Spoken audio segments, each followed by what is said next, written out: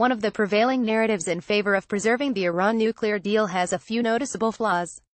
President Donald Trump formally announced Friday that he cannot and will not recertify Iran's compliance with the deal, declaring that Iran's activities and ambitions are decidedly not in the interest of the U.S. A recent New York Times opinion piece suggested that if America walks away from the Joint Comprehensive Plan of Action (JCPOA), commonly known as the Iran deal, North Korea will assume the United States will not honor its commitments, even on multilateral agreements. Many other observers have made similar arguments, asserting that backing out of the Iran deal could result in the deterioration of American credibility abroad.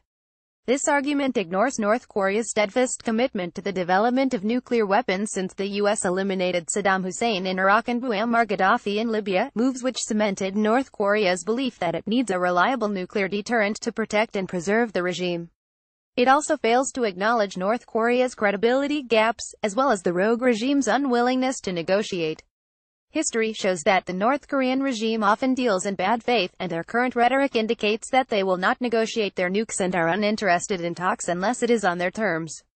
North Korea cheated on the deals they've negotiated, Anthony Ruggiero, a senior fellow at the Foundation for the Defense of Democracy, stressed to the Daily Caller News Foundation. They have had a number of agreements where they promised not to build nuclear weapons and then a number of subsequent agreements where they promised to give up the weapons they promised to never build in the first place, and then those talks also all failed. Bruce Klingner, former chief of the Central Intelligence Agency's Korea branch and now a senior research fellow for Northeast Asia at the Heritage Foundation's Asian Studies Center, explained to the DCNF. Pyongyang is not a credible negotiator.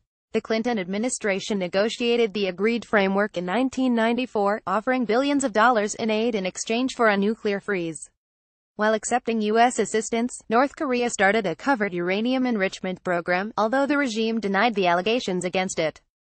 North Korea tested its first nuclear weapon in 2006, and the regime tested a staged thermonuclear weapon, a suspected hydrogen bomb, in early September, detonating a bomb with an explosive yield far greater than anything the regime has ever tested and designed for the destruction of cities.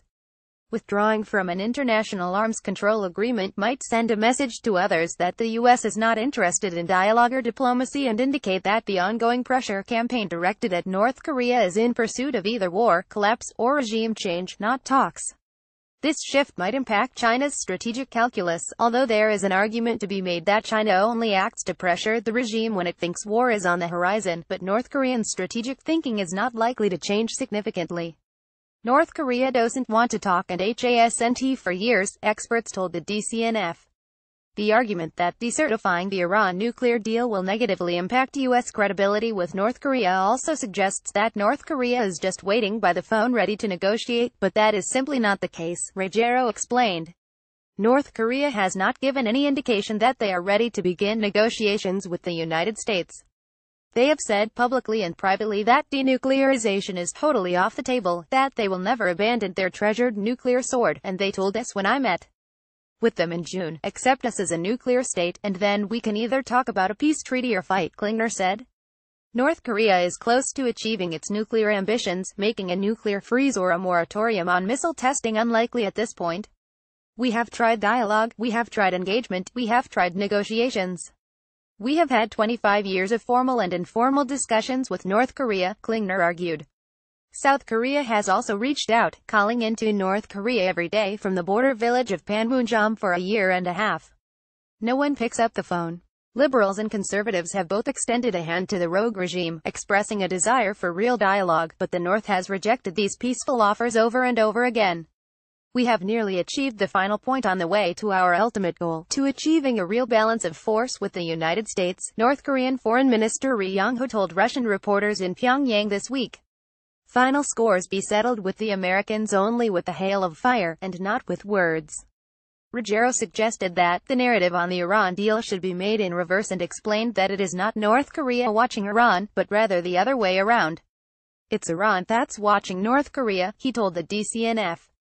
It's Iran that's watching North Korea violating nuclear deals without consequence.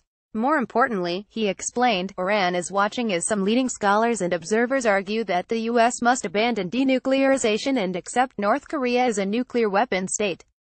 I'm sure that the leaders in Iran are noticing the pundits that are throwing their hands up saying we can't do anything with North Korea, we must accept their nuclear weapons program, Ruggiero said. I'm sure that Iran is particularly interested in that, he added. Follow Ryan on Twitter. Send tips to Ryan at dailycollarnewsfoundation.org. Content created by the Daily Caller News Foundation is available without charge to any eligible news publisher that can provide a large audience. For licensing opportunities of our original content, please contact licensing at dailycollarnewsfoundation.org. Tags Iran, North Korea, Rex Tillerson.